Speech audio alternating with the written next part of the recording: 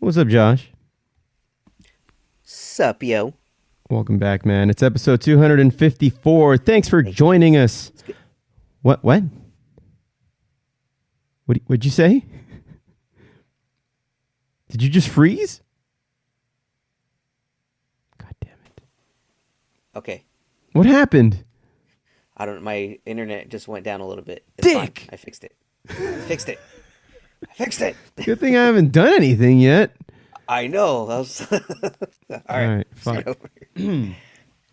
All right. What's up, Josh? Sup, man? What's happening?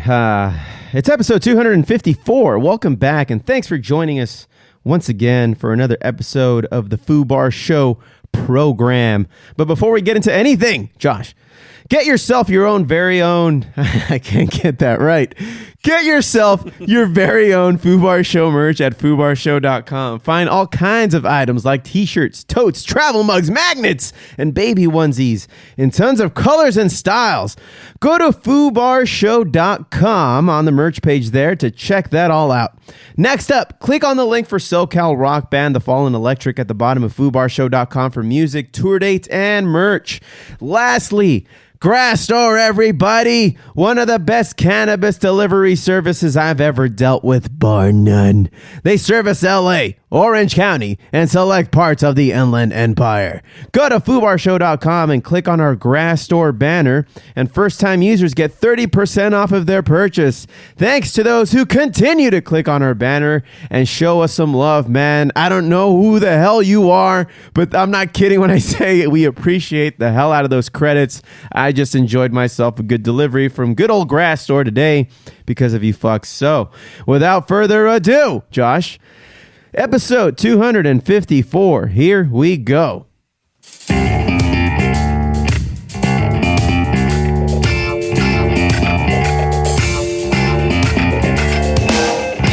From Filthy Martini Studios in Ontario, California, it's the Foobar Show! Hey, what is up, everyone? I am Joe C. Oh, God. Thank y'all very much for listening into the Foobar Show. Remember to hit subscribe and be sure to rate, review, and tell a friend like a champ. You can always get in touch with us and get our swag at foobarshow.com. That's FOObarshow.com, and search FOO Bar Show on Facebook, YouTube, Twitter, and Instagram. Check us out, drop us a line, and we'll foo it up like a couple of foos. Ain't that right, Josh? Swag. Right. What's up, man? Hey, I almost forgot what you look like. I did too. I only really talked to you on a chat, and the fact that you logged in, and I'm looking at you right now because we're doing this through Zoom. I was like, that's what that motherfucker looks like. But I mean, if it wasn't for the chat, you would cease to exist. In my brain, I think almost like the foo. I don't even know what the guy looks like anymore. And then you see him, you're like, so that's it, isn't it? Yeah, that's what the hubbub is all about. Foo, I'm trying to make it so that I'm not around enough to that one day when you get really high, you question your existence and my existence. Okay. And you just be like, whoa, there is no Josh. And then boom, I'll text you and you'll be like, whoa, what the fuck? Where did he come from? Yeah, man. It's like when I stumble upon a middle school or high school yearbook. It's like, fuck, I forgot about that shit. On purpose, too. And wait, I was hanging out with the goth kids? Whoa. I was hanging out with everybody in high school, man. I would walk around like the different groups. It was a thing I liked to do. I don't know. Yeah, man. Well, welcome back. You took a small sabbatical hiatus. I would say a hiatus, Foo. You had a study for a county test, no? And amongst some other things. Yeah, man. So I actually had to study for a city test, and then at the same time what did I do last weekend? Oh, it was my grandmother's birthday, so I had to go visit. And yeah, man, just been busy studying, trying to sober up a little bit. Took a little tea break. Yeah, so we're not having a joint report. That's not on tap today, but I am curious about your little tea break here. How long have you been doing it? And T means tolerance for those who aren't familiar. So as soon as I had to start studying, so like the day after the last podcast, Mm-hmm. I pretty much just put all my stuff away. That's why I asked you if you were down to buy my rig. Which I 'Cause wasn't. was just like, I just shelled out all kinds of money on a new water heater and home theater system that I just installed, which we'll get into. My God, that was a bitch. it's fine food. Responsibilities and such food. I get you. Responsibilities. Yeah. So after that, it was interesting, man, because I never realized how hard I have a time sleeping when I'm not high. Like I was waking up, I have like not had a good night's sleep in weeks. It's I only have maybe like 4 hours a night. Yeah. And it's like I'm waking up every hour. So today I finally just like, dude, I'm letting loose. Is a it little gas? bit. No, it's not gas. It's mentally. I'm mentally awake and aware, Right. and like I'm thinking still. So it's like I can't just let it go. Like I'm just constantly, overthinking, and it's just like shit. I gotta wake up. I look, it's like fuck. It's only midnight. It's like okay, go back to sleep. Wake up. Boom. It's 2:00. I'm like, dude, what the fuck? And I'm sure the gas doesn't help. Oh no, fool! I learned how to sleep through that. That's fine. The gas isn't an issue. Yeah. You know what? It's gotten to the point where it's like I don't even know my own smell. So You're one of those guys who likes the smell of your own farts. golden dog. I mean, bro, everyone likes their own brand. People Their own don't mind their own brand. There's like for me, I need to get away from that because I know that it's just not a good time. But For everyone else, yeah. Well, it just can't be good for anybody. well, foo. I mean, I don't do it in front of everyone else. I mean, come on, I'll clear a room. Trust me, dog. Well, I mean, Especially YOLO, after- bro. I mean, you do you, all right? All right. I'm gonna do it one day. I'm gonna fucking just clear out a room. So yeah, man. I mean, it's been a little difficult, but it's all good, dog. I'm gonna be heading up to SF next weekend to visit my sibling Carl to see little K4 for his little baby shower. Oh, okay. Right on. In the belly. Yeah, we should say that for Thanksgiving weekend, which is a week from now, we won't be having a new podcast, and this is where we start to taper off for the rest of the year. Like I said before, there will be new episodes from here to New Year. I just don't know where they're going to be. I think we're going to be attending LA Comic Con soon. I think whatever weekend that falls on, I should really have that at the top of my head, but I don't. But that's coming up in a couple weeks. 2 weeks, yeah. Yeah, 2-3 weeks, something like that. 4th. Okay, that sounds about right. So we'll be discussing, what happened there, what kind of cosplayers and other people we ran into. So that should be a cool time. And then after that, I couldn't tell you what the fuck's going on. So I mean, enjoy it now. At least the show, as you know it, won't continue. In the regular format for the rest of the year. At least don't count on it. This is our farewell episode, everyone. I'd like to thank you all for coming here and listening with us today. You have yourselves a great year. Are you signing off? We're just getting started. What the fuck? Just kidding, foo. Yeah. I mean, I almost forgot what you look like. So, no love lost there, bro. But anyway, Hey, I've been keeping myself busy. I have a forgettable face, foo. It's fine. You said it, brother. Hey, man. So I've been fucking keeping busy over here. Like I said, my water heater almost exploded the house, so we had to get it checked out. I think it was older than the house. I don't know how that happens, but yeah, it was an old ass water heater, and that thing. And then they came and replaced it, or at least put a new one in, and that started rattling the house. And the guy who came out is just like, yeah, dude, you might want to turn off the fucking gas because this thing's about to launch like a rocket. Because it's on a raised foundation, so it just felt like the entire house was rumbling because of all the pipes. And what was happening was when they installed it, there was a leak at the top, and it was carrying all throughout the bottom of it, which was pretty much suffocating the pilot, or the thing that grabs the air and shit. So it was making everything rattle. They came the next day, they fixed it. It's fine. It was fine. But I was just ready to just go off. And it didn't fucking help that I just finished installing an in-ceiling home theater system, like surround sound system, in my living room with a projector and a screen. It's nice. It's fucking nice. We don't have to go out anywhere anymore. Like we're done. All right. I'll torrent some new shit. We'll make do, and not have to exit the residence. So I get in the crawl space. I do the whole thing. The receiver's on back order for a couple of months. It's apparently it wasn't supposed to be here till the beginning of December, but I guess we were one of the lucky ones that ended up getting it just at the beginning of this week. And so I hooked everything up, and lo and behold, because the universe just doesn't like me. Sounds about right. One of the speakers, it just operates kind of shittily. It's just not, it's not getting the power or the bass that the other ones are getting. So now I'm like, fuck. And then Amazon, because I got it on Amazon, they're just like, well, you got to contact the manufacturer first. And if they don't reply, hit us back up. So, I'm going to, it's not that it doesn't work, Josh. It's just that there's just the volume that this is putting out and is not equivalent to the other one.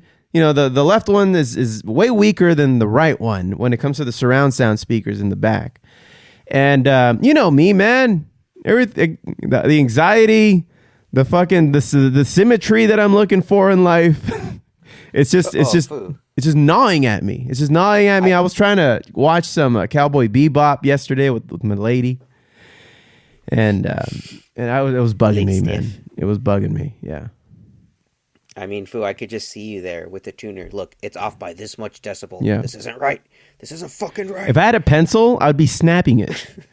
Like every time something that was supposed to be booming in the back just didn't happen. I'm just that guy.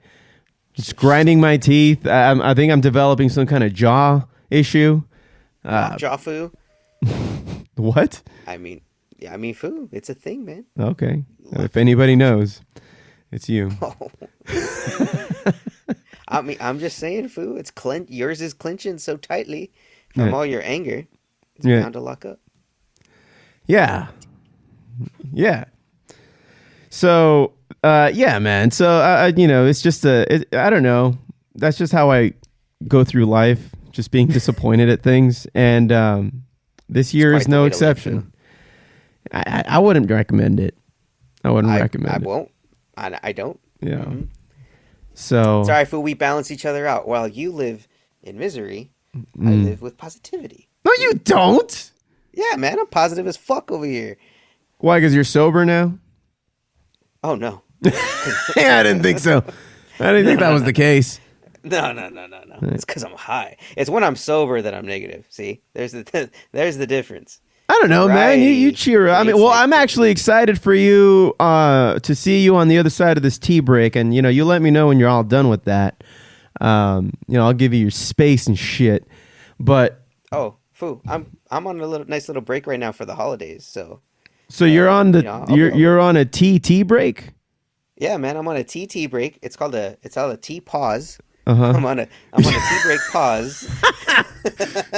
You're on a tea break pause. I'm on a tea break pause for the holidays. Okay. After the holidays, goes back to tea break. A TBP? A TDP, Foo. Okay. A TDP. Which is and then TBD. After that, it's, I'm golden. I'm good. So are you done with the tea break then? Is that what you're telling me? I ended it today. Oh, okay. That's what I just said. Yeah. No, I get that. So again, tell me, how long were you on that tea break? About 2 weeks, Foo. Okay. And that's what they recommend. I think that's the minimum recommendation for anybody. It brought down my tolerance a lot because now I'm not needing to fucking take like 5 taps in a fucking day just to get high. Like now I'm cool just taking one and just chilling. So what helped was this CBD gummies during the day. Mm-hmm. But yeah, at night I just couldn't get to sleep. It sucked. Foo. But yeah, man, I'm fucking glad. I'll be over there soon, Foo. Once I get all these stupid events out of the way, I'll be Bro, like I said before we started recording, I need you to come over here and enjoy my home theater system and have you sign into your Hulu. So we can enjoy some football. That's, Foo, I'm going to be putting on some Red Zone over there. Trust me, dog. Trust me. Nice. That's the only way to watch football in this house. Fuck yeah. On that, or anywhere, really. I saw your guys on Instagram, man. That looked like a nice setup. I was Yeah, we were watching Cowboy Bebop. We'll discuss that in Geeking Out, but I mean, that's what we got on tap today. We've been shuffling things up a little bit. I've been trying to run lean on these last episodes, ever since you went on your hiatus there, Josh. We all know I'm the talent. It's fine. It's cool. I didn't mean to. I didn't mean to make that noise. Okay, it's okay. It's okay. Continue. The jokes continue with fucking Josh. I mean, foo, but Yeah. No, Steph has been bringing up the rear. She's been, holding her own here. We've had a couple guests that have been making things a little entertaining. And the guests help. And yeah, we've been trimming it down, man. And I like this little shuffle we're doing where, Geeking Out, that's the staple of this show. That's the meat and potatoes, foo. Yeah, that's where people come and watch the fudge get packed, as to say.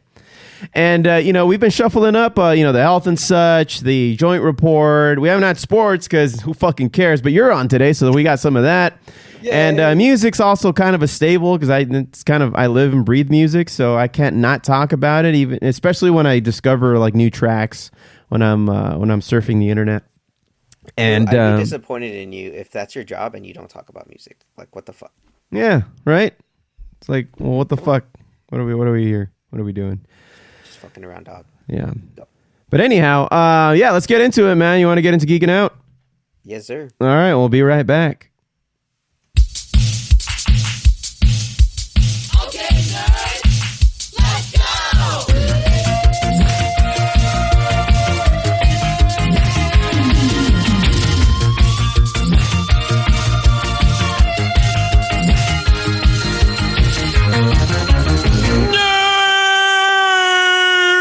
Geeking Out is brought to us by Doggy Style. Dog groomers now open. Be careful of that dog food, though. Well, just that dog food. Don't get him from the back. Oh, hey. Just gotta know. You gotta know where we're coming from here. Whoa. Double entendre. Yeah, bro. All right, so Geeking Out, there's a lot that I'm sure has been building up over the course of the last 3 weeks that you've been wanting to talk about. There's some new stuff that has come out of Marvel that everybody's kind of getting their reactions on. But what did you want to start with? Well, Foo, first off, I'd like to start with my little adventure the day after I finished my exam, Foo. Oh, what happened? I actually went to go see a double feature. So in that afternoon, I went to go see the My Hero Academia movie. The anime movie, World Mission. Amazing, by the way. The best My Hero movie by far. Is this like supposed to take place specifically, tied to the series? Is? Yeah, so this actually is supposed to take place around where season 5 is at the moment. So, Outfu, I don't know if you remember My Hero Academia. Yeah, of course. Well, Deku, at this point, Deku Todoroki, which is the guy that has half hot, half cold. And Deku's lifelong frenemy, Bakugo, all three of them pretty much are heroes now underneath Endeavor, Todoroki's dad. Mm-hmm. So they're all like pretty much training to be the best, and they're all becoming like a tag team, pretty much. So they call themselves the Three Musketeers. That's what people know them as. All Three right. Musketeers in Endeavor, which actually sounds pretty dope when you put it that way. Sounds like a good chocolate bar. It does, food with nougat, food. And what the synopsis of the story is that there is a cult called the Humorize, where they are like unleashing this chemical into the air that causes quirks to go out of control and kill people.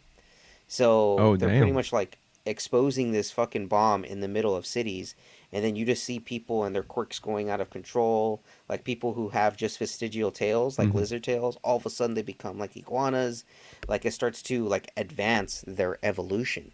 And so they also give a little backstory into quirks and what they are. And originally they were called mutations. So essentially they're mutants. Like you kind of get a little more backstory of what this whole world is in the anime, which actually, if you're like never seen My Hero before, this is the perfect movie just to jump right in and you'll Do they learn give a so much. backstory of what's happened so far? Is that why? It does. Yeah. Yeah, they do. They give a little backstory of what happened so far, and then more of like a setting of what the world is. Like, what are quirks? Where do they come from? Kind of thing. All right. So pretty much the whole thing is that they're going to invade this country. So they have like a night ops where they go in to try to stop these people and the bomb. They end up not finding the headquarters and the main guy. So Deku and Todoroki and Bakugo are in the city kind of trying to find clues to where to find the main villain. It ends up being this whole ordeal where Deku becomes wanted for murder, quote unquote, and being framed. So he has to go on the run. Todoroki and Bakugo have to save him. And ultimately it leads to him fighting the main villain at the end. And that fight was great. If for those of you that want to see what it was, go to YouTube. Look up the Deku final fight against Reflector, or Flecht is his name, and dude, it was awesome. Again, I recommend anyone that can go see it. It's in theaters. It's the My Academia World Hero movie. So Foo, if you can watch it on Plex, Foo, watch it on Plex. All right, sweet. It'll I be mean, worth there's it. I'm gonna be doing a lot more movie watching now that I am in the comfort of my living room watching movies You up can on my hide from big them screen. dogs, Foo. That's the plan, man. That's the dream right there, That's dog. the dream. That's the American dream right there, dog. Well, after that movie, Foo, I immediately went to see Eternals. Oh wow, And- okay, yeah. Yeah. So I'm What'd you just like, think? know I haven't what? seen it yet. I've been meaning to. So, storytelling wise, it felt a lot, or it felt like watching the first Thor movie, where you got backstory, but it was really extravagant. And there's just so much. You don't get everything all at once. Like, they spread out each of like the history and their past stories throughout the movie, so you find out more and more as the story goes along. And then there is a twist. For those of you that are not aware, but what it does is it really builds the whole world. So, pretty much how the movie And goes. when is you say spoiling- world, is it like the world that we're living on? Because I know I'm that sorry, the universe. The universe. Okay. I'm sorry. It builds out the rest of the Marvel universe. Oh, got it. Like, Okay. the actual within the galaxy kind of thing. Mhm. Because we really only get parts of space from Captain Marvel and Guardians of the Galaxy. We don't really have any other movies that expand space. Yeah, it's And true. what's actually out there. So this movie really builds on that. Like, we Okay. get more of a backstory on who the Celestials are and how they're actually born. Which, spoiler alert, you end up finding out that the reason why the Eternals are on Earth is because they were meant to fight the Deviants. So what Deviants are like pretty much the evil wills and creatures that go and kill humans. So the Eternals were originally supposed to come and protect us and save humanity from the Deviants. Well, you end up finding out that the Deviants aren't gone after thousands of years. They're coming back, and they're actually killing Eternals. They killed one of the main Eternals, and so then at that point, all the other Eternals are trying to find each other and come together again, and to see what needs to be done, how they can stop the Deviants. So then they finally speak to their Celestial, Arishem, who is the one with like those 6 eyes that you see in the trailers and stuff. All right. And you end up finding out that the Eternals were actually sent because the Eternals are like mechanical creatures. Like, they're not even human. Like, they're not humans. They're made, like, you can see they're made in like a factory. Like, Okay. Arishem shows one of them that. Oh. So then you find out that the original Eternals were the Deviants, but What? the Deviants got so out of control because they were eating humans Uh-huh. that the Celestials had to send the Eternals to maintain them and to dwindle them down. And the reason for that is that when a planet is created, Earth is actually a womb, pretty much, for a Celestial. Oh. So they sent a Celestial's essence into Earth, and it's growing within Earth. So the Eternals are there so that way to ensure that the Celestial can be born. And when a Celestial is born, the planet gets destroyed, and but the celestial will create a new galaxy or like a new universe. Okay. And it pretty much signifies the beginning of creation through ending of creation. So the actual Eternals that are loving humans, they're like, dude, we got to stop this. So they're trying to stop it, get everyone together to figure out how to stop a celestial from being born, pretty much. Mm-hmm. And then that's when the twist comes in, that one of the Eternals is actually still working for the Celestials and doesn't think of humans that way. And then it goes from there. Credits. It's a whole sequence. They end up stopping that Eternal and stopping the Celestial from being born. But at the very end, I'm not spoiling exactly how everything goes down, but you guys got to watch it. At the end, they pretty much get taken back by the Celestial Erisham.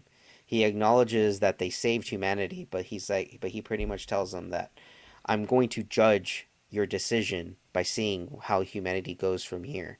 And based off of your decision, based off of what they do next, he's like, we'll decide on whether I let this galaxy live or die.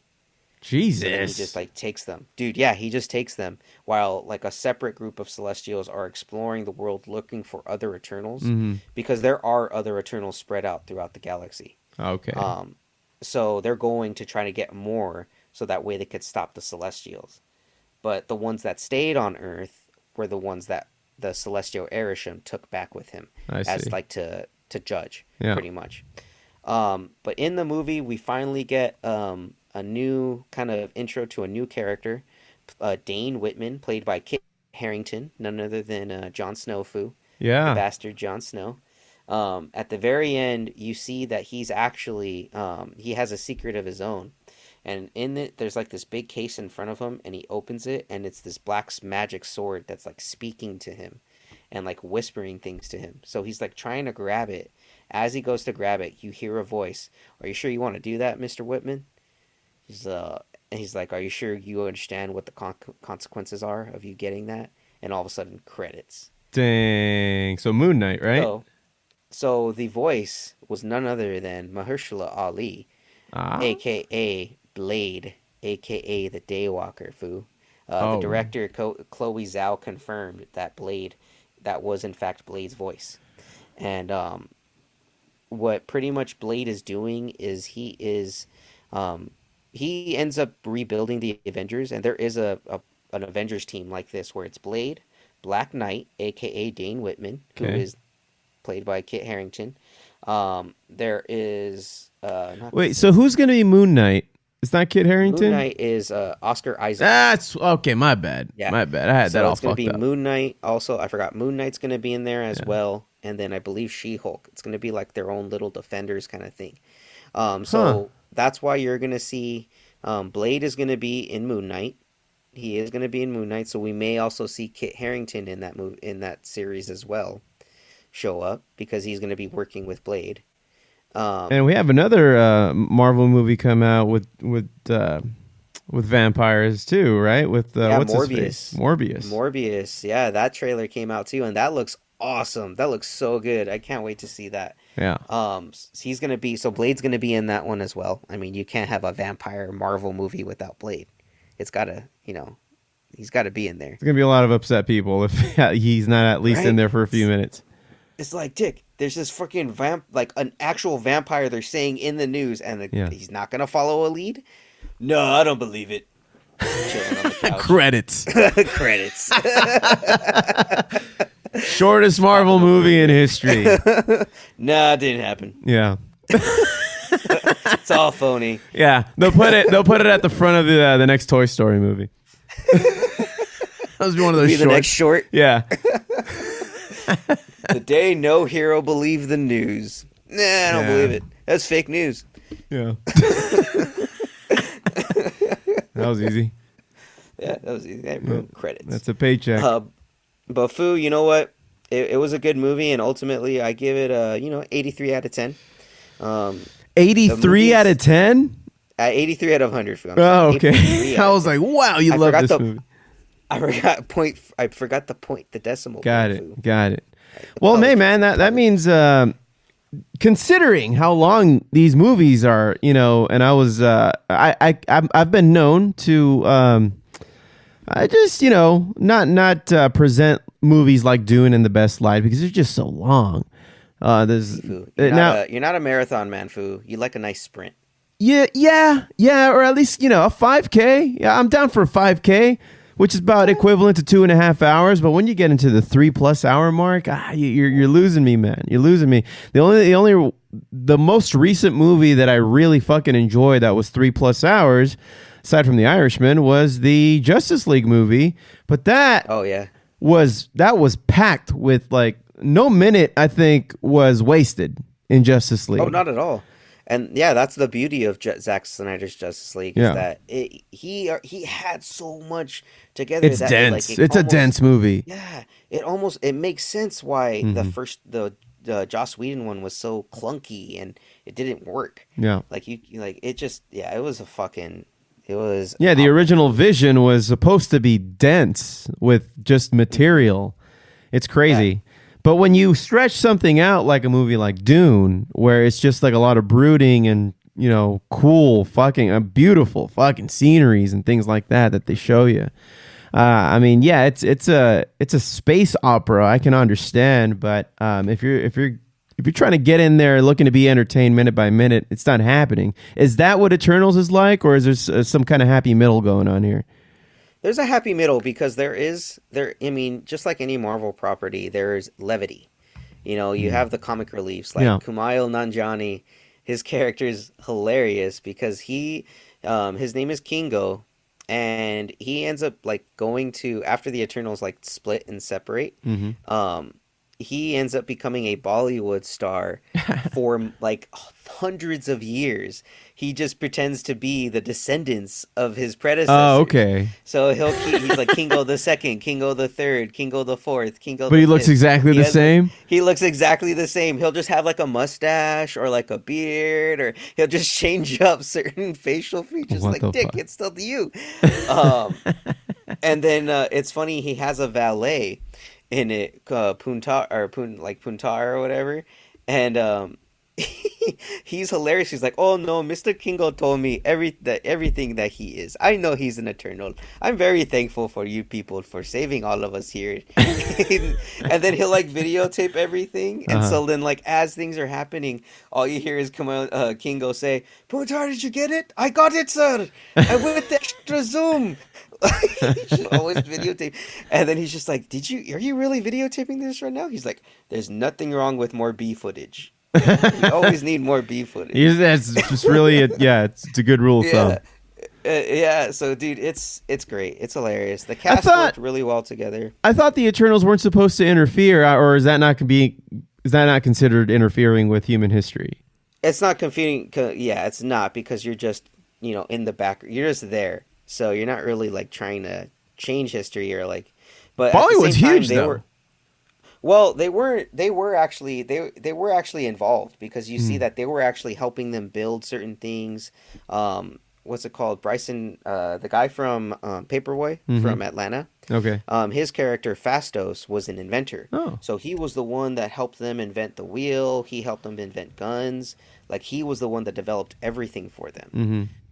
So you learn that in there. And then Cersei, she's the Gemma Chan. She can turn any water, like any non-matter organic thing, into whatever she wants. Right. So she has like matter manipulation, pretty much. So they do things, but they do it in the background, and they just try to protect, like, from the deviants. But once they killed all the deviants, then they had to kind of just be in the shadows and live their own lives after that. Like, and just be who, like, try to blend in. Now, I understand that one of these characters in the Eternals is directly related to Thanos, right? So that's who you find out at the end credits of it. Okay. So his name is Eros, Star Fox, and he's played by none other than Harry Styles. So you just see Harry Styles come in, and he's actually introduced by this little like centaur Pip, played by Patton Oswalt, who gives him like this full like intro and like da da da da, and he walks in. And he pretty much, he's an Eternal, brother of Thanos. And he's going to help them at least find the other Eternals. Or that's what it looks like. I believe he may show up in Guardians of the Galaxy. They didn't really like. We don't know where they're going because they didn't say if there's going to be a second Eternals movie. Okay. But they're saying the Eternals will be back in some shape or form. Maybe the next Avenger movie or whatever. So maybe Secret Invasion. Yeah. That series, like we got so much this past week in extra stuff. You know, we got the She-Hulk. They showed us pictures of She-Hulk, Tatiana Maslany as She-Hulk, along with regular Hulk in there. We also got Moon Knight stills. We got the new Morbius trailer. The Moon Knight looks ridiculous. It looks really good. It does. I can't wait, dude. I cannot wait. That looks like it's going to be a great series. Yeah. And then, I've been burying the lead. We got the Spider-Man No Way Home trailer that just gave us what we all wanted. Dude, we're getting the multiverse. It's just getting unleashed. And, they explain such a thing is going on in the actual trailer. But the little things that people are finding in this trailer, I think, are pretty interesting. For one, the one that everybody's referring to these days is who the fuck is punching the lizard? Yeah. When he's in midair. Yeah. John Cena. Didn't you know John Cena? Oh, he came out and said it was him, right? Oh, yeah. I mean, you just can't see him, dude. Yeah, of course. Okay. He's a universe's Spider-Man. Yeah, man, can't see him. Right. Yeah, dude, come on. That's totally obvious. Like, who the hell is gotta be Toby or Andrew. The lizard? Yeah. It's gotta either be. I'm assuming Andrew. But fuck, who knows? But yeah, come on, dude. It's totally obvious they airbrushed someone out. They digitized him out of there. And it's funny because also in the Andrew Garfield movies, he loses a loved one when in a similar fashion, right? Like they're in a construction site and right tower. Oh, they're in a clock tower. Oh, in a clock tower. That's when the Goblin throws Gwen Stacy down the clock tower, and then you see him grab her with the webs, but snaps her neck. Yeah, so they do that same thing, where the construction site's going down. You see him go to try to catch her in like that same frame. That MJ, she's hanging. MJ's falling this time. So yeah, we finally see. Full Doc Ock. You get a full backstory of what exactly happened. Where Strange said because Peter was meddling with the spell that he, instead of, just wiping everyone's memory, he ended up bringing people into his universe to fill that void. To fill that void. Yeah. So you get Doc Ock, played by none other than Alfred Molina, and then you see Goblin, the Green Goblin, come in. Fucking suit looks even nice and updated, which was dope. And then you see Electro. This Electro is exactly what I was hoping the original was, because dude, it's like a nice interpretation of what the comic book version was. Yeah, they even give him like the star face, or it really looks like a weed leaf, but it's like a yellow weed leaf or something. But yeah, anyway, he looks legit. It does. He looks dope. And then we see that the lizard's gonna go up against them, and then Sandman too. Yep. But there was also a sixth person, another goblin, what looks like a hood, and was flying, but had like almost like the new Goblin. Like, remember those little pumpkins that would fly after Peter and try to. But instead, he was using that old glider. So people are wondering, is it Dane DeHaan, or like who is it? James Franco? Probably not James Franco. Right. Most likely, so yeah, he's canceled, right? Yeah, he's canceled at this point, I think. Or he's on pause. Oh, he's on hiatus, Foo. He's on hiatus. Foo, he's on a TTTP break. Foo. Okay. Yeah. TBD. TBD, Foo. Yeah. But they did confirm that Hobgoblin is supposed to be in this movie. So maybe it's Hobgoblin. Now, Hobgoblin in the comics and in the animated show is not Norman Osborn. In fact, he is like a ripoff of. They kind of play it off as one is a ripoff of another. Okay. But he's played by Ned Leeds, and whose name is Ned Leeds in this show? None other than the guy in the chair, Ned, in Spider-Man: Homecoming. Oh. That is who his character is supposed to be. So, I think a twist is that Ned in this timeline, or you're gonna see a Ned from another universe come in. He's gonna be like maybe thinner because Jacob Batalon, the guy that plays Ned, He lost a lot actually of got in weight. shape. Yeah. He lost a lot of weight, and he got in shape. So they're just like, oh, dude, I think that they did that in this. Like they're faking everyone out. That's clever. By showing a lot of like those scenes where he's bigger, you know. Yeah. So And we get Vulture too, right? Maybe. They actually announced that there would be a Vulture project, that Michael Keaton is actually doing a Marvel project as the Vulture. Well, I think that they didn't need say to what it introduce more formally the Sinister Six, which we get in this movie, right? Or at least the majority Essentially. of it? Yeah. Essentially, we get the majority of it. I think we'll get it. No, I think we're getting the Sinister Six because we're missing two. And it actually looks like in this trailer because we finally see Doc Ock capture Peter. Mhm. And then when he shows up as Tom, like Doc Ock actually like acknowledges, wait, you're not my Peter Parker. Like, who are you? Right. And it actually looks like Doc Ock is going to help this Peter. Yeah. Because as Doctor Strange says in this trailer, every single one of these villains are destined to die by the hand of Spider-Man. Mm-hmm. And Spider-Man doesn't want that. He doesn't want people to die because of him. He wants to save them, even if they are villains, which is what I love about Spider-Man. It's like, dude, you know, I don't want you to die. Like, even though you're a villain, like, dude, you're still a human. But he's like Batman. He has no problem roughing him up. But No. they don't want him him to up. die. He'll teach him a lesson or two, you know, Foo. Yeah, let's break a few teach him how bones. You know, teach him how that backhand looks. He's like, oh, Right. man, it's nice, Doc, right? It's nice. Swaka! Make sure they know it's strong. Strong, stiff. So, man, it's gonna be an amazing movie. There's so much more that people are even finding in this trailer. The Statue of Liberty has a giant shield like Captain America. Mm-hmm.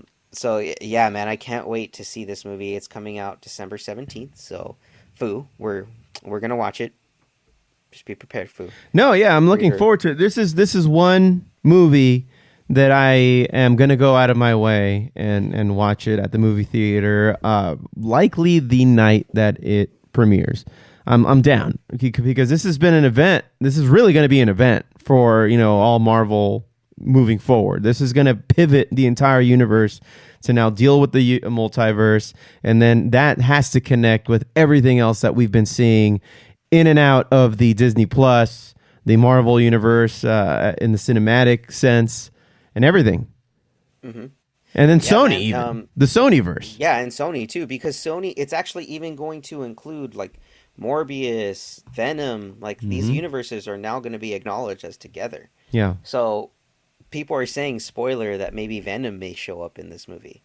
Because if, at the end of Venom 2, all of a sudden when like Venom is giving Eddie like all of the knowledge that he possesses as a symbiote, like they shift and it looks like similar to what you're seeing in Spider-Man, where like you see the purple sky, like the room and stuff shift, and all of a sudden he's in the middle of New York, and and you see Venom like licking his chops like that guy when he sees Peter Parker on the TV screen. Yeah. So man. I think Venom's gonna be in the movie. I think. What if it's the Topher Grace Venom? No, please, please. Imagine. Oh God, no. Give it another go. No, it's okay. We don't. No one needs it. No one's wanting it. No one's petitioning for it. So leave it be. I don't know, man. I think this podcast has at least one person wanting it. Oh, no. Just for trolling purposes. That's all. Just for trolling purposes. You are alone in that, sir. Okay, you know. Write in. foobarshow@gmail.com. We want to hear what you have to say about this. Yeah. Or Instagram us, you know? Talk to us. Tell us what you think. Right. Fuck it. Well, Foo, if you guys haven't seen the trailer, go watch the trailer. It's so good, and yeah, it just leaves you wanting more, Foo. Tight. And last thing I want to talk about, Foo, is, well, not last thing, actually. We got a couple more things. All right. One Piece has finally had their 1000th episode, Foo. And that, which leads me to say, what's the point of even starting from the beginning? I'm never going to catch up. It's fine, Foo. You don't need to catch up. It's that kind of a show where you can watch it at your own pace and you'll still enjoy getting to that destination. Because, God, it's it's fucking satisfying as fuck. Okay. It's long. Yeah, It is no long. shit. When did it start? What year was it? 1928? So How long has this shit been going on for 1,000 it's episodes? been going since 1998.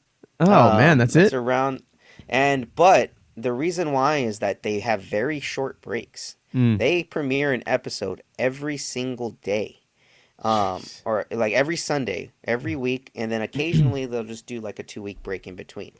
So the season breaks are very short. It's usually just a couple of weeks, and then they go into the next season, as they say. But the reason why is that One Piece just keeps going and going, because that's how a writer, Eiichiro Oda, writer and creator of One Piece, he just keeps drawing. Like he says, he's like, I just enjoy it. He says, he's like, I just go out there, I enjoy drawing, I enjoy writing, seeing where these guys go, because he's like literally world building, and that's all this show is. Like, you're building the world, you're seeing more and more and exploring what's out there, you're learning more about what everything is, and you're enjoying it because it has like that it has more of the comedy side, but the action sequences are satisfying. Nice. Once you get there. And I think I showed you a couple where it just looks insane. Yeah. Where the stylings of them. So it's worth it once you get to watch them. And then the movies themselves, it's just like the Dragon Ball Z movies. Like, you can just watch them by themselves and it's good. So, like, you're not missing that much.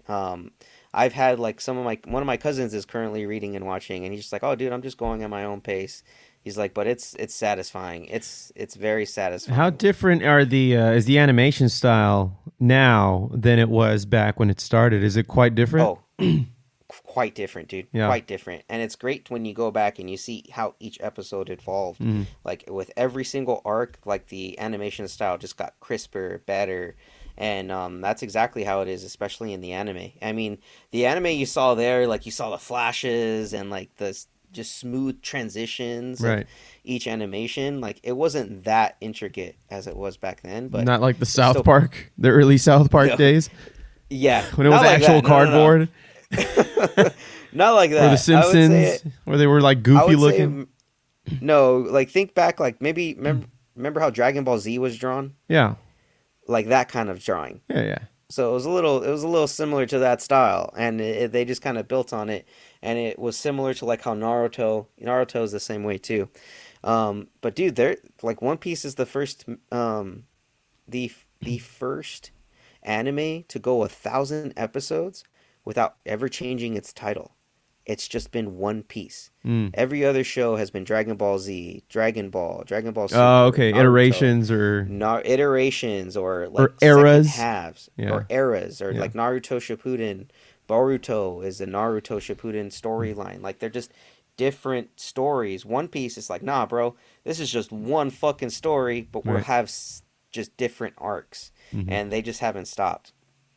And so pretty much the whole essence of One Piece is that everyone is trying to be a pirate and find what is called the One Piece, which is the treasure, like the all-knowing treasure at the end of this place called the Grand Line. And that those who are able to obtain the One Piece would be, one, the richest person in the world, and would be known as King of the Pirates. So that's what this guy Luffy, Monkey D. Luffy, a boy that pretty much grew up wanting to be a pirate and being a king of the pirate, and he ate what was called a devil fruit known as the gum gum fruit, which turned him into a rubber person. So literally, he like bends himself, like he can make himself super big and long. So he's kind of like Plastic Man. He doesn't change shapes or anything, but he can like make his fist super long by blowing it up like a big balloon and like punching. So, you know, you see him on his venture, growing his crew, seeing all these different places. It's great because he's an idiot, but like he's strong and he's confident. Like he's like Goku, dude. He's like, no, I know what I'm gonna do. I'm gonna do it, but I need people to help me get there. Right. Kind of thing. All right. So, yeah, and this episode was very much a nice way to kind of encapsulate that. And right now, everyone's saying the current arc, the Wano arc, is their best one because it takes place in like this feudal Japanese land, where you have samurai going up against each other and fighting like this one pirate that's called an emperor that he's pretty much the strongest being in the world. Like if you try to cut him, hit him, nothing affects him. You break knives and swords on him and stuff like that. Mm-hmm. So, if you guys haven't seen One Piece, go out, watch it. It's fucking fun. It's dope. You'll have a good time. There's a lot of levity in it. It's a nice, good anime to watch, Foos. I need to get started then. Episode 1. It'll be worth it, Foo. It'll be worth it. All right, Foo. Well, since we're on anime, lastly, let's talk about Cowboy Bebop, Foo. Yeah, let's, man. Netflix Now, series. I've been familiar with Cowboy Bebop for a while now. Ever since it started, the first anime was presented to everybody. I just never actually sat down and watched any of it, but I know what it's about. It's space bounty hunters pretty much, and a lot of it takes place in space, and even like in Jupiter's moons. At least that's what we're getting introduced with this live action. Which, by the way, dude, like they are going above and beyond to make it look, feel, sound. The moods are just like what I know of, which isn't much, of the anime Cowboy Bebop, right? Yeah, man. I mean, I've actually been watching it. Actually, I'm on episode 20 right now, but it feels just like the anime. It's so true to it. Camera angles, they're going out of the camera way. Angles, soundtrack, those storylines, at least the way they're portraying them. It's done so well. Even the B shots. Like little B shots of just like I don't know, for example, like a street sign, and it's in space like that. That looks like or just an anime. The planet, yeah, like the planet in space, like the way they have these space gates. It like everything is true to the anime. From Spike Ship to the Bebop itself. They're not taking these like annoying liberties that Hollywood tends to take when they go live action with something. No, it's very much true to it, and the set pieces and cinematography are amazing, dude. Like they were spot on with how they did everything. And the one gripe I had is that they did take a little liberties with the storyline, like kind of moving things in places. I'm being told that it still gets to the same conclusion, right? It's just how they get there is a little different. It's a little different, which it's okay. Like these liberties are okay for those that haven't watched it, because you're still getting the essence of what those episodes were. And I mean, dude, there's only so much you can fit in 10 episodes, an hour each. So, I mean, they got to kind of work around it a little, but it's still good, dude. From John Cho as Spike Spiegel to, from Jet Black to even Faye Valentine. Right now I'm on episode 4. So it's just getting better and better, and I can't wait. I can't wait to finish it. If you guys haven't seen it, it's on Netflix, so you guys can watch either one episode a week, or just go binge crazy and watch 10 in a row. And speaking of something that Steph and I were talking about last week, Hit Monkey. Have you started watching Hit Monkey on Hulu, dude? No, dude, it's so fucking good. Jason Sudeikis as like the main kind of guy, his ghost partner, guy. It's great, dude. The jokes are all there. Obviously, we understand why they chose to put this bitch on Hulu, because goddamn it is not for kids. Has no business, being on Archer. Disney Plus.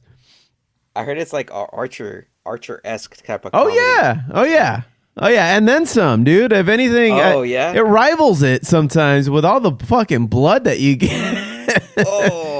Yeah, with all the gore, because I mean, it's a monkey fucking shit up. Monkeys don't give a shit. Yeah, but it's like set in the Marvel universe, right? Well, it's a Marvel comic, so. Oh, okay. I mean, it's either I'm not paying attention, or I've not seen any mention of like a Captain America, or like on the news in the background. There's nothing like that happening right now. Then again, I've only seen the first 3 episodes.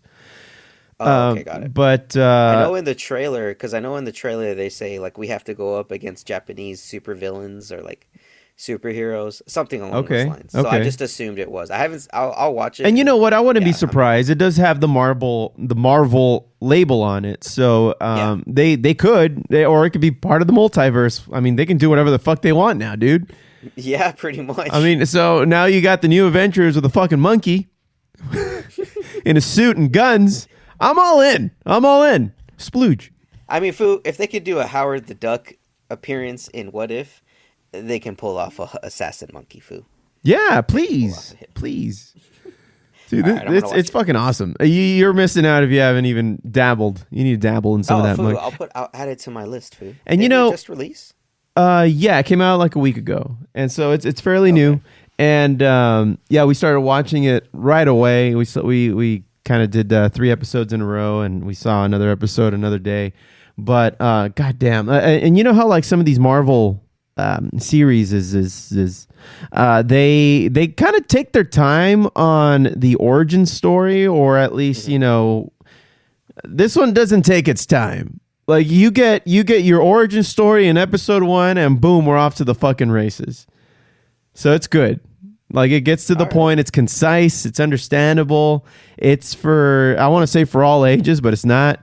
But it's, I mean, any idiot could understand what's going on with how they were able to build this origin story out. It's very nice.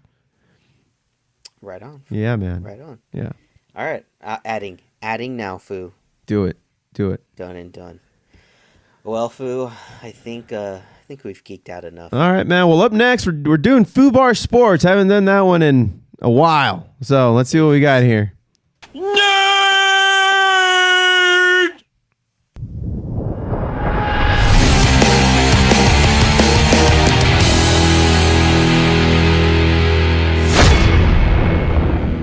Foobar Sports is brought to us by Master Bait, the best fishing supply store around. Reel it in at Master Bait. They give you your own hooks and everything, Foo? And everything, and your tackle box and the whole thing. What about them wiggly worms, Foo? Well, they call it Master Bait for a reason. Yeah. Well, hopefully no crabs. Well, Foo. Well, yeah. Speaking of diseases and such, Foo, we've had some actual news this in the. What a segue, news, Foo, in the NFL. I reached for something. I grabbed what I could. Man, did you pull something? Are you okay? Dude, I can't assume you're stretching before these episodes. No, actually, I just did today, but it still hurts. Masturbate that way. God damn it. Well, Foo, we had some news in. Oh, I'm sorry. Let me fix that. Foo, in the NFL, it was recently reported that Antonio Brown possibly is using a fake vaccination card to surpass or supplant NFL protocols. Well, and the fact that we're not hearing this more in just general news, or like I have a friend who got himself like a fake card. You don't hear that. Do you know people that do that? I don't know anyone. It's got to be some kind of cool black market going on right now, right? I mean, dog, you have to have money to be able to pull that shit off, dog. Like, well, I mean, how hard is it to reproduce like a vaccination card and just write whatever your buddy has on it? God damn. It's written with a pen. Like this hasn't been formalized except for, if it's legit, it's in a database, which you can check. But I mean, people just kind of like look at it, take your word for it, and enjoy the strip joint. Son of a bitch. Right? I'm in. Like, I'm not condoning any of this, but like the fact that I grew up in a world where weed was very illegal. And, you had to get creative and, getting a medical card, that was bullshit, but it was an expense you had to make so that you can appear to be legit with your purchases. Now we're discussing, the vaccination cards. The fact that this has not become a more prevalent or more in-your-face black market commodity is kind of, I don't know. I don't want to say disappointing, but what the fuck, people? I mean, I've seen it on the news. Yeah. I've seen it on. Okay, so people are being shitty. Shitty people are being shitty. Shitty people are being shitty. Okay, all right. That's the America I know. It is the thing. It is a thing, Foo. Like, you just actively avoid the news, Foo, and you know what? I admire that. I admire that one. Oh, dude, with my anxiety, I can't be looking at the news all the time. Hey, no, bro, I salute you. Yeah, bro. It's not. Way to keep your head straight. I'm just trying to crawl in my fucking attic and install a home theater system without anything going wrong. That's what I've been keeping my mind occupied with. And it didn't work. Guy. So that's where I'm at. That's where I'm at. That's my guy. Oh, well, Foos. According to reports, Antonio Brown's former live-in chef, Steven Ruiz, who also took on the role of personal assistant, accused the veteran wide receiver of obtaining a fake COVID-19 vaccination card. You ratted him out? Yep, and said that Brown had obtained it from a Buccaneers teammate. Now, according to this, the chef was owed like $10,000 and was never paid. Did him wrong. Because he was never paid, he's just fucking letting his lips loose. Like, fuck this guy. And you don't fuck with the people who handle your food, man. In one way or another, you get their comeuppance. Yeah, he never saw Waiting, Foo. He doesn't know anything about the bat wing or the goat. Doesn't know, Foo. He just doesn't know. He doesn't know. Well, Foo. His attorney said that Antonio Brown is in fact vaccinated, and quote unquote, this is what he said: everyone should be like Antonio and get the vaccine. Be like AB and get the vaccine, guys. So now he's our hero. Now he's our hero, dog. You know what? Salute you, AB. You damn idiot. Just pay your fucking people, dude. Seriously. You owe money? Just pay up. You're a fucking millionaire, for Christ's sake. Yeah. Like, he has it tied in assets, though. He can't just get it. Oh, that's true, Foo. That's true. Sorry, that Lamborghini in his parking lot. Right. It's all tied up in that, Mm-hmm. But Foos, I mean, so right now he's currently injured at the moment, so he is not playing. But there's kind of speculation that the team is kind of just waiting to see what happens. The NFL is investigating. They have to, because dude, this guy had COVID like maybe 4 weeks ago, and according to their COVID protocols, you do have to sit the full 2 weeks. Like, you have to miss 2 games, and because of his vaccination status, he was technically able to come back the following week. Mm-hmm. He did miss 1 game, but he was able to come back the following week. So after all this Aaron Rodgers news too, we haven't even discussed that. Way to take the focus off of Aaron Rodgers for a quick second, Antonio. Oh shit, man. Aaron Rodgers is sending him cash right now, going like, thank you.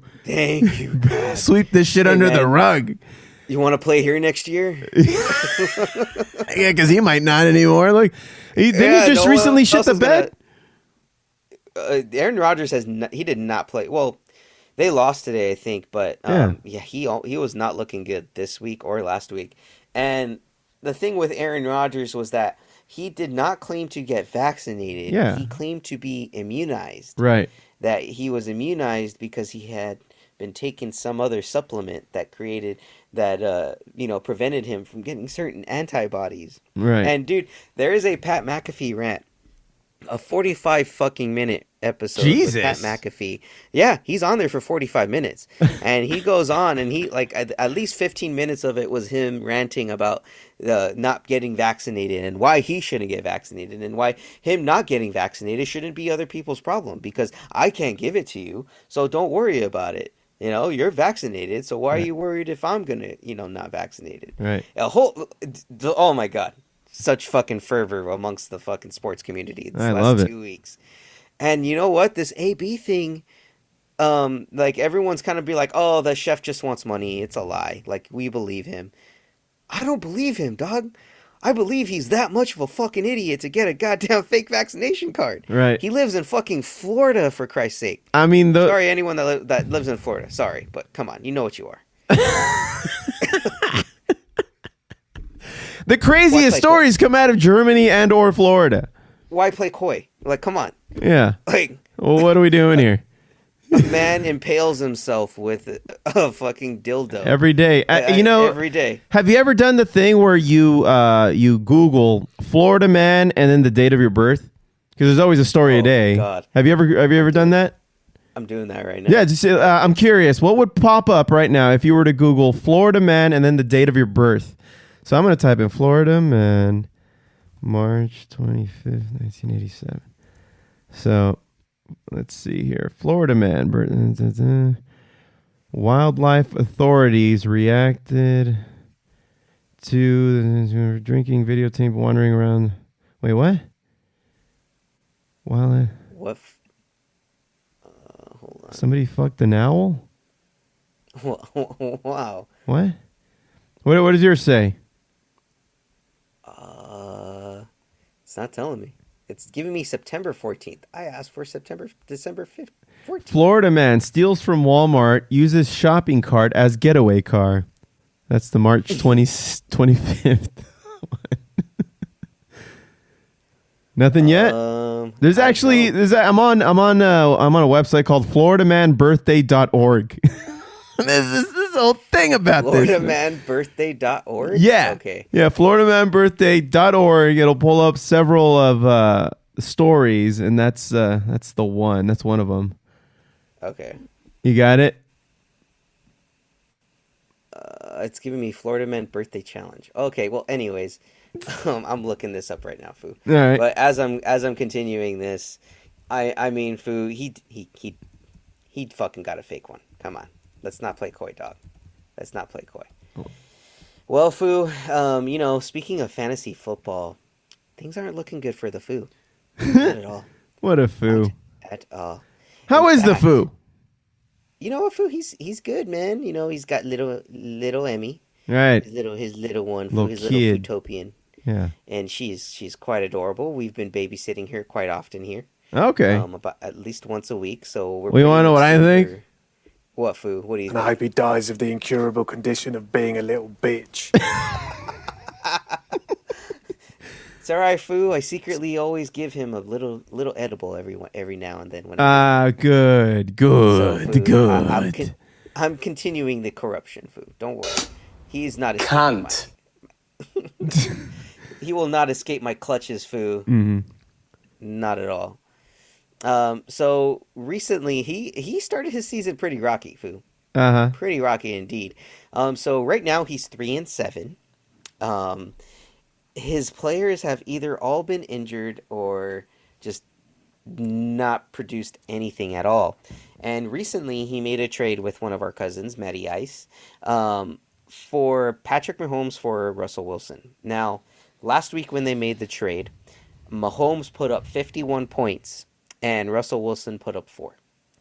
And so the Foo won. He won his first game in quite a while. So he's excited, like, yeah, this is going to be my comeback, guys. Yes, I'm going to start my comeback now because of that trade. So this last week was a trade deadline. And my team was pretty good. I had a lot of good players, so I was just looking to maybe improve in other ways. So I offered him Darren Waller, though a tight end from the Las Vegas Raiders, one of the top tight ends in the entire league. In fact, maybe like number 2 or 3. And then I offered him Josh Jacobs, the running back for the Raiders, who's decent. You know, he's a decent running back. And then I also offered him Antonio Brown. I'm like, hey, man, here's AB. You want AB? You can have him. You have AB. So the Foo provided me Rob Gronkowski. I got Gronk, Foo. I got him. Got Gronk. Guy ain't going nowhere. And then I got a Philadelphia Eagle on my team now, Foo, Miles Sanders.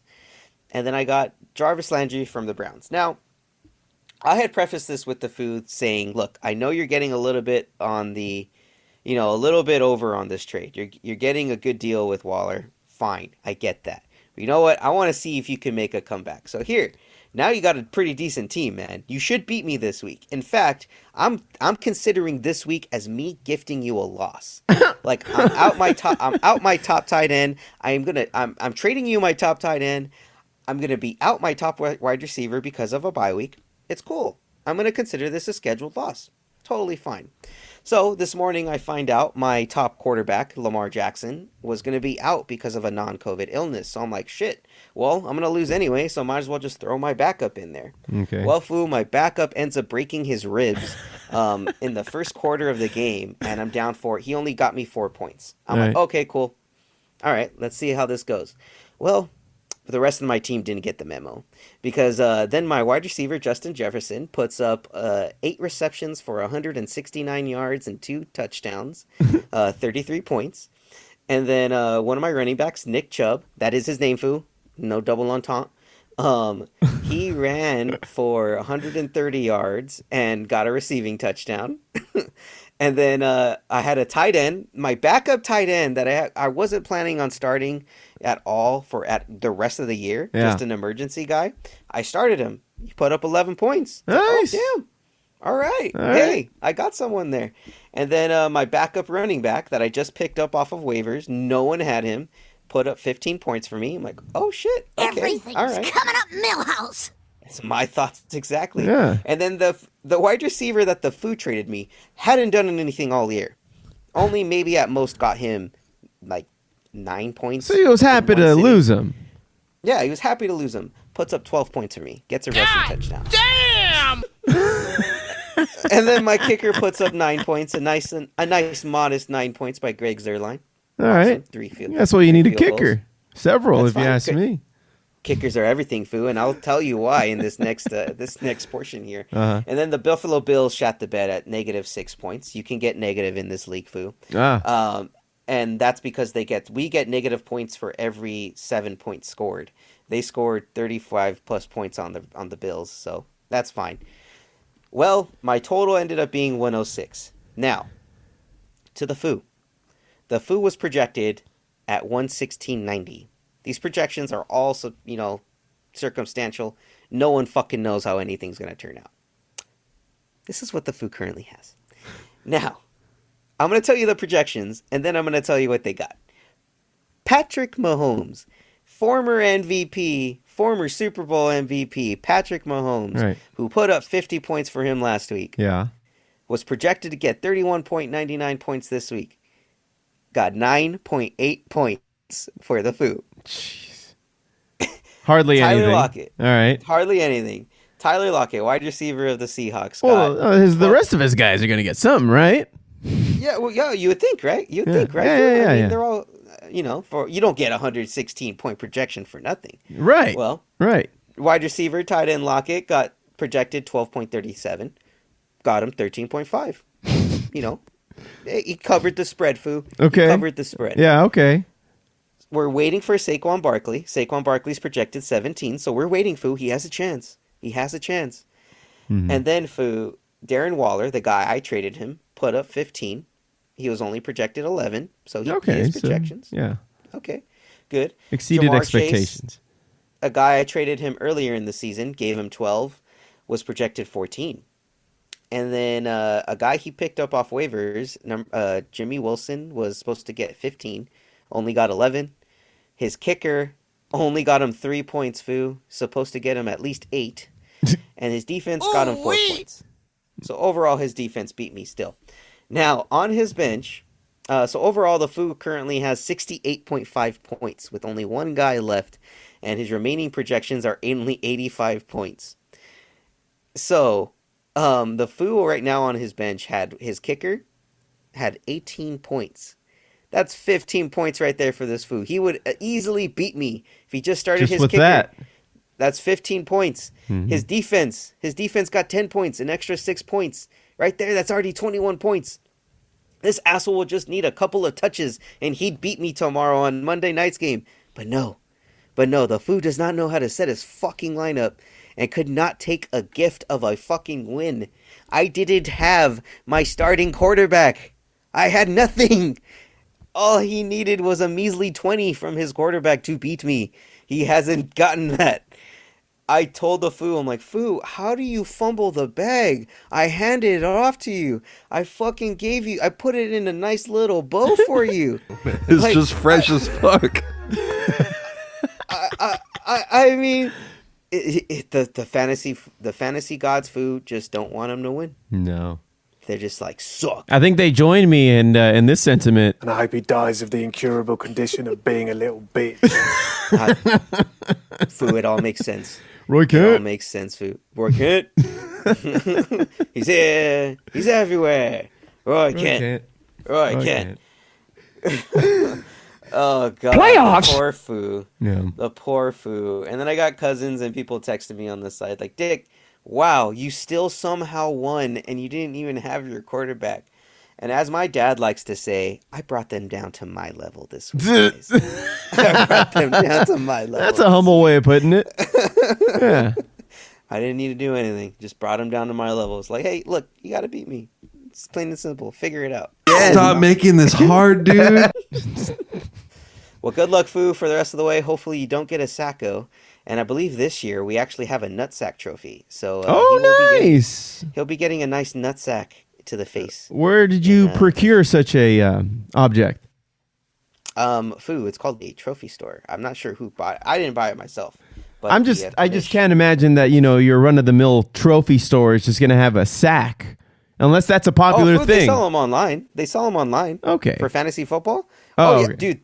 Dude, they sell some of the fucking gnarliest shit for fantasy football losers. Oh, very and cool. winners. Okay. All right. So you can find anything online nowadays. Well, I don't want to finish off sports with talking about some other things. Considering we have the NBA going on right now. Mm-hmm. Lakers are imploding. Quite imploding. Food. They do not look good. No. I am not satisfied with how they have been playing. They're 9-9. LeBron has been injured for more than half the season. I would say right now, and they just don't look like they're gelling. Like Westbrook was a terrible trade. At least that's how it looks right now. Mm-hmm. He's not playing any defense, but we're not surprised. Like everyone knows, Russell Westbrook does not play great defense, and Carmelo Anthony doesn't at this point anyway either. And speaking of Melo, he's not being consistent. Like he's like one night putting up like fucking 30 points, 28 points. That literally the next day he only puts up 6. It's like, Dick, what happened? The fucking pumpkin, did the clock strike 12 and you turned into a pumpkin again? Those Jordans don't work anymore? And is it just me, or does it just seem like that locker room, like everybody kind of resents each other a little bit? There's not a very cohesiveness. Yeah. You don't feel the chemistry like you did with the championship season.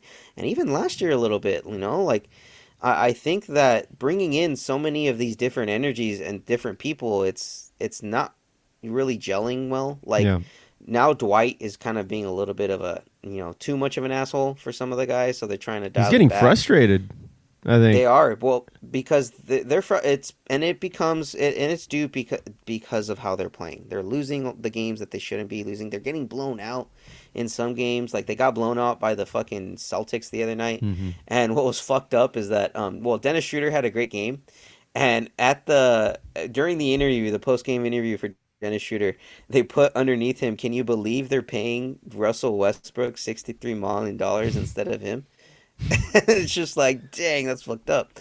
But it's true, man. Like the guys like Dennis Schroeder's playing well in Boston. Kyle Kuzma, Montrezl Harrell, and Kentavious Caldwell-Pope are playing fantastic in Washington. In fact, Washington is one of the top teams. Washington, the Washington fucking Wizards are one of the top teams in the NBA. That doesn't even sound right coming. Well, even a broken clock is right twice a day. That's true, Foo. Yeah. That's true. I mean, in fact, Foo, the Chicago Bills are 12-5 right now. The Bills are relevant again, Foo. Mm-hmm. Like they got Lonzo Ball now. They got our boy Alex Caruso. We miss you, man. Miss you. Yeah, no kidding, man. The GOAT. Dude, like there were reports, and then they also got DeMar DeRozan, who was on the Spurs last year. Mm-hmm. And there were reports that, according to DeMar, during the offseason, right before they traded for Russell Westbrook, he was going to sign in LA. He admitted it. He's like, "Oh, I was going to sign." He's like, "It was 100% like foregone conclusion. Like I was signing." He's like, "But then they traded for us, and it's just like there's no point in me going. Like I'm not going to sign there." So that's why he ended up going to Chicago instead. So it almost feels like, dude, Rob Pelinka is treating the Lakers like a fantasy basketball team. Pretty much, right? Yeah, and it's just like, Dick, what are you doing? Like, bro, I make these kind of stupid trades, and I'm in a fantasy fucking football and basketball owner. What are you doing, dude? You should know better. Shame on you. Shame on you. Nothing gets past you, man. Nope. Eagle-eyed dog. I got eyes everywhere. Yeah, we'll see how the rest of the season goes, man. But it's a little frustrating right now. Again, it's still pretty early. We're only 18 games in. We still got, God damn, we still got another 64 games remaining in the season. So we'll see, Foo. We'll give him a chance.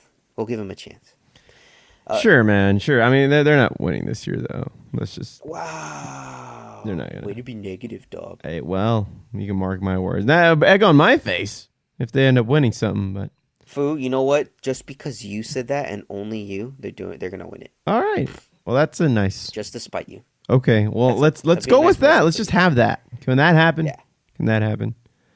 Yeah. I'll fall on that sword. Well, Foo, I'm gonna finish off sports with a nice little news here that none other than Shohei Ohtani was crowned the unanimous AL MVP, and the reason why this is a monumental moment is one, he's unanimous, and two, dude, he is the first pitcher/hitter to win this award since I believe Babe Ruth. yeah. Babe Ruth There haven't been many who can do both.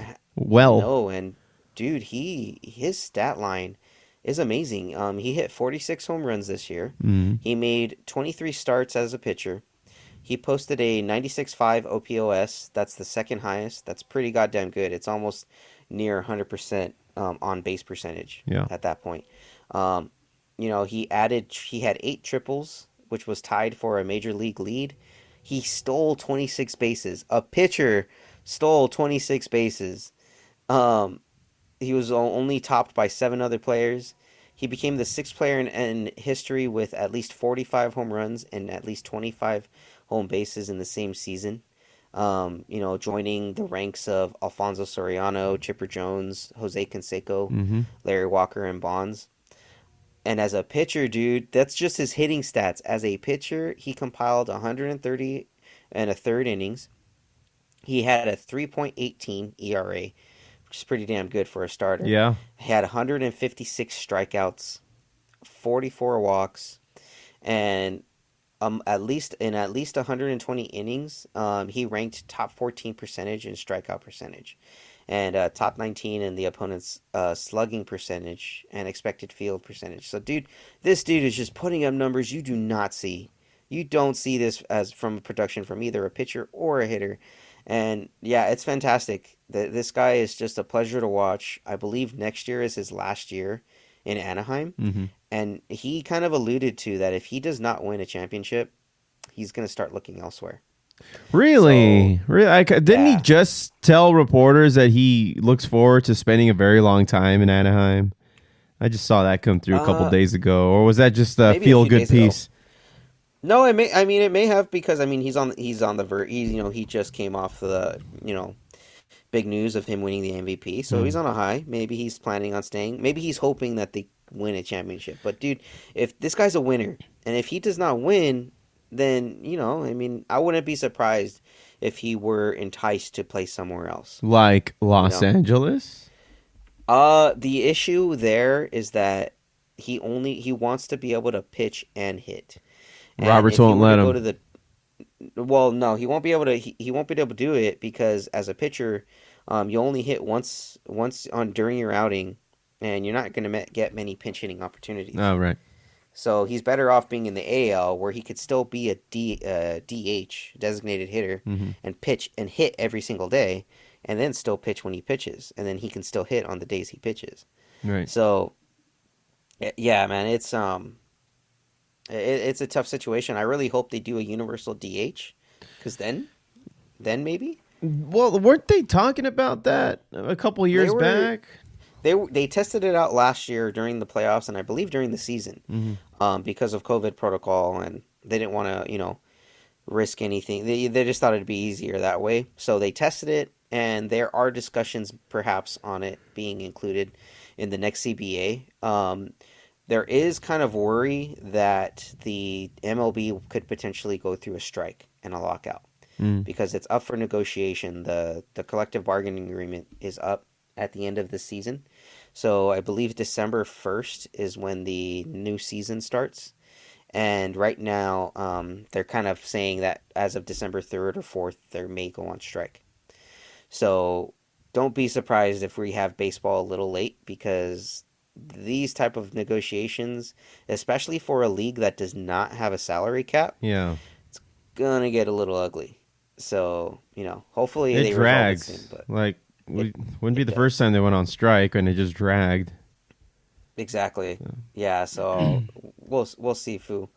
We'll see what happens there, and we'll have more news probably post holiday break, Foos. As we get a little bit more stuff. But yeah, man, I'll keep you guys posted on more of our Foobar show, our Foobar Sports shenanigans with me and the Foo in Fantasy Foosball. All right, man. Well, I look forward to seeing how bad the Foo's going to lose this year, and hopefully, I get to see him with that Sacco. If I'm curious to even see what that thing looks like. I mean, I know what a scrotum looks like, but Foo, I think you know what I look mean. Down every day? Too much sometimes. Too much. So, I mean, if it doesn't look like mine, I'm going to be fucking freaked out. Anyway, all right, is that going to do it for sports? That's going to do it for sports. All right, stick around for music highlights. Here we go.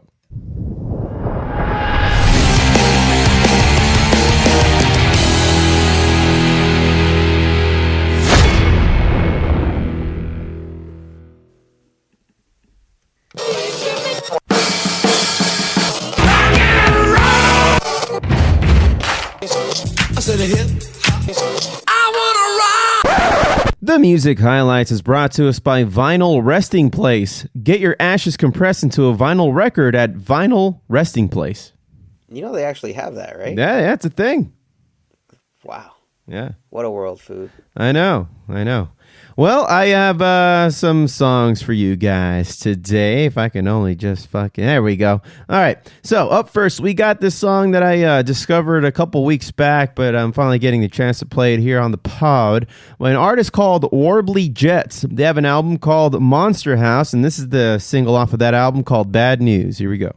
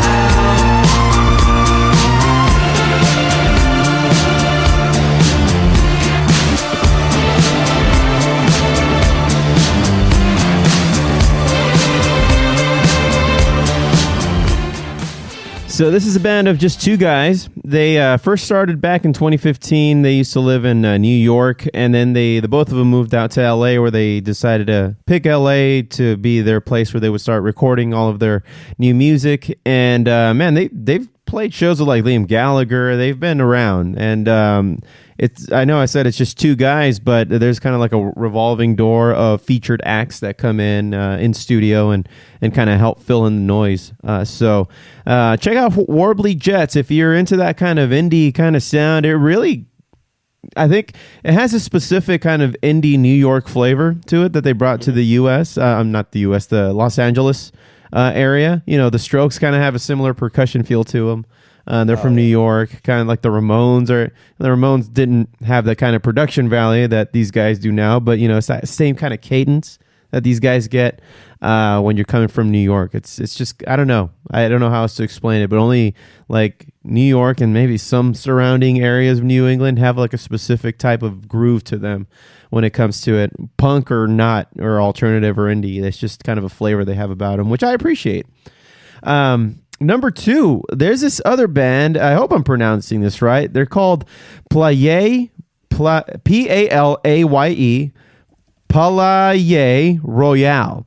They have a single album called No Love in LA / Punching Bag. This one is called No Love in LA. Oh, whoops. I should probably turn up the volume on this, right? Here we go. No Love in LA.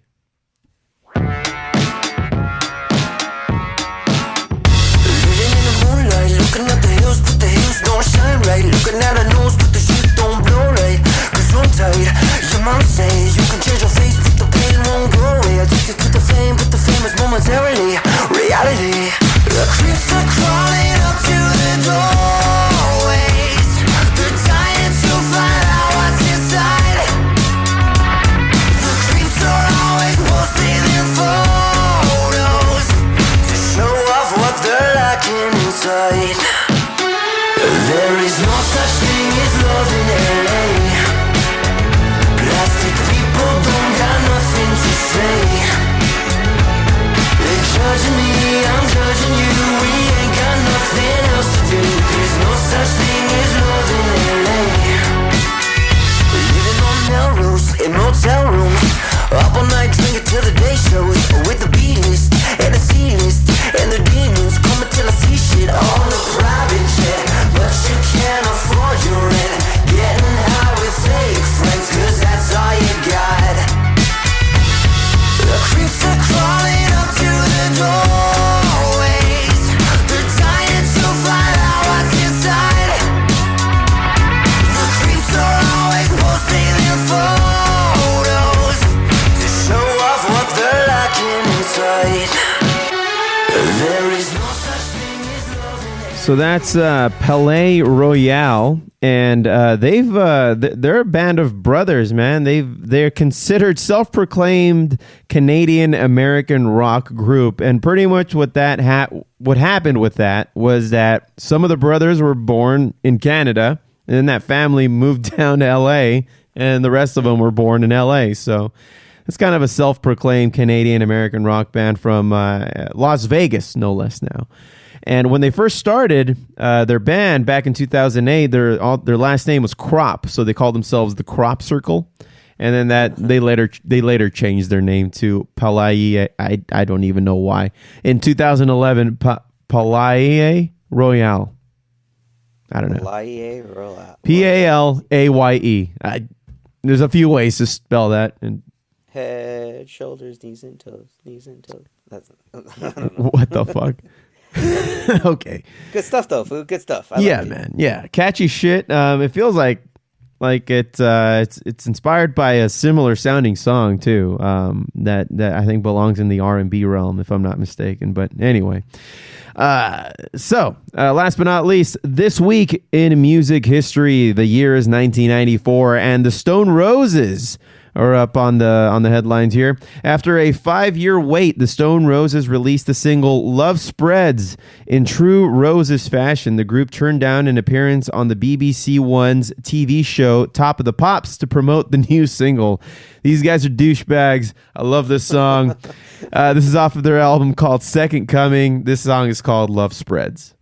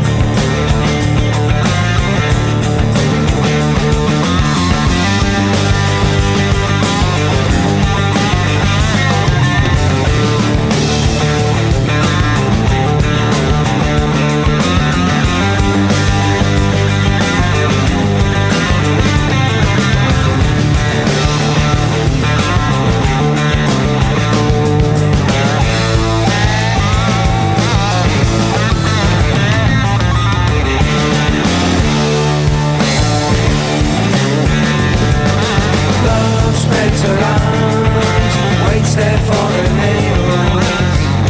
I forget.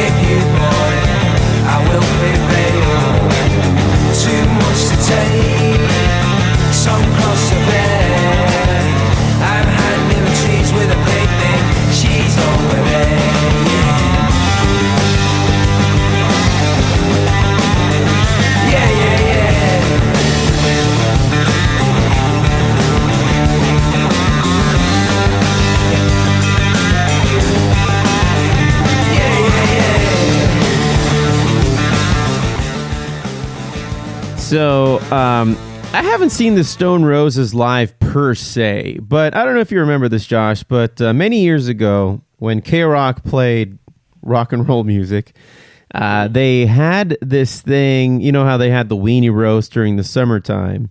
During the fall, they would have the Inland Empire Invasion, where they would go to a venue in San Bernardino, and they would hold a similar kind of festival event where they would have a lineup of many, many bands. And they would have, it would be a little quirky. Sometimes it would be a specific theme to it. Me in particular, I went to the K-Rock Inland Invasion concert. I forget what year it was, but I went to the one where they were paying homage to the 80s acts that are still out there doing their thing. So in this show, I saw Ian Brown of the Stone Roses. He came out, total douchebag, complete. Like he was on drugs. He was drunk. Who knows? But he was just kind of like unintelligible when he was on the mic. Other bands included like Devo. I saw. I think Billy Idol was doing his thing again back then. What was that? Was that when Berlin was coming back too, I think? Might have been, but I don't think that they were at that particular show. Got it. Yeah, but it was a mix of new indie rock bands that were, coming up and those old 80s ones. So I think they even had like the Vandals play. Yeah, it was crazy. So like Ian Brown of the Stone Roses, and we know this about Morrissey because he was supposed to close out that show. Morrissey was, and we all know that Morrissey flakes, right? Like he's known to like just cancel his show, maybe because I don't know, because they're selling meat at the show, and he's a vegetarian, and he's like kind of a douchebag that way. So apparently, we were supposed to get this news from from one of his people who was supposed to come on the mic after Ian Brown of the Stone Roses played his set. But Ian Brown knew this news already while he was on stage, and in his drunken stupor of his fucking painful to watch show on stage, just shares the news. Oh, by the way, you guys are here for Morrissey, right? Yeah, fucking yeah, Morrissey. But bunch of fucking, bunch of chicks out there with their black ass bangs and their polka dot dresses. Yeah, we love Morrissey and all that bullshit, right? And he's like, yeah, you like Morrissey so much, he's not gonna play the show today. And then he just laughs and does his huge cackle, and everybody's like, what? No Morrissey? Like, who cares? But the people who were there to see Morrissey were disappointed as fuck. And then he just fucking proceeds to get more drunk. I think he was drinking while he was kind of like going around the stage and shit. So that guy was a disaster. I hadn't seen a worse show than Ian Brown of the Stone Roses. I just remember him being just jacked up on something. More power to him, I guess. I don't know. But anyway. But that's the music highlights, everybody. Yeah, man. And I forgot to play something, man. I think we were supposed to touch on this at the intro of the show, but I mean, if we got you on the show today, Josh, I might as well play this. Carl, poop, poop, poop, poop, poop. Carl, poop, poop, poop. Carl, poop. Carl, poop. Carl, poop,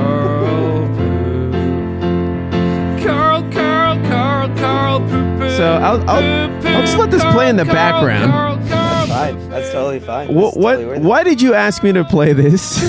Well, we were having dinner one night here at this at the Nick household, and we were discussing with my mother and my sister. What name? Are there songs after our names?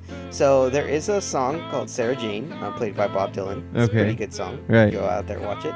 There is a song, Joshua, by Dolly Parton. Great song. Great song. So we decided, hey, is there a name? Is there a song for my brother, Carl? And so we looked it up. There it is, the first one, Carl Poops. The Carl Pooping song. Carl Poop. And so my brother, who is a musician, who does play as well, plays piano, plays guitar, all that stuff. Yeah. But we sent this to him. We're like, hey, look, we found a pooping song for little baby Carl when he's born. Like that's gonna be his potty training song. The song is called the Carl Poop Song by the odd man who sings about poop, puke, and pee. If you look this up, I can't make this up. You can't. You really can't. It's amazing the things we find nowadays. Welcome to the internet, people. Well, let's hear the rest of it. Carl Poop. Carl Poop. Fucking beautiful, man. End scene. Yeah. Finish. Such a great song. Such a great song. Yeah, man. I just thought I'd bring that little levity, bring that little enjoyment to you all. Yeah. On a comedy podcast, this was the comic relief. This is what we needed. This is what we needed. Right. Talking about vaccination, fake vaccination cards and such. Oh, jeez. Yeah.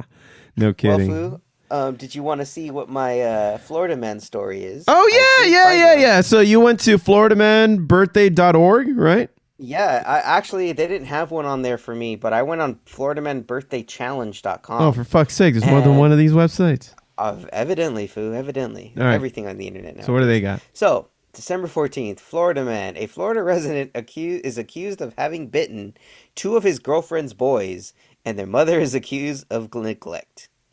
This guy bit these kids. He bit a 2-year-old, had 8 bite marks on his back, buttocks, and face, and 35 wounds on his back, and a 3-year-old boy only had a bite on his ass.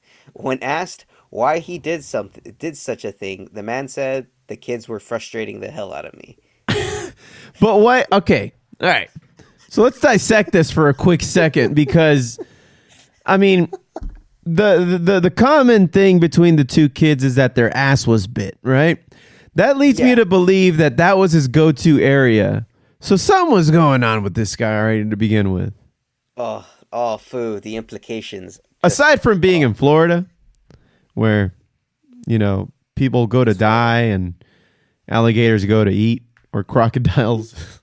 or to get hepatitis. Right. I mean, yeah, you can get it in a bathroom there. I don't know, probably. Likely. At least the likelihood, I think, is higher in Florida. Don't quote me. I'm not a doctor or anything. I'm quoting you, Foo. That's it. I got you down. You're done. You're done, dude. Fucking done.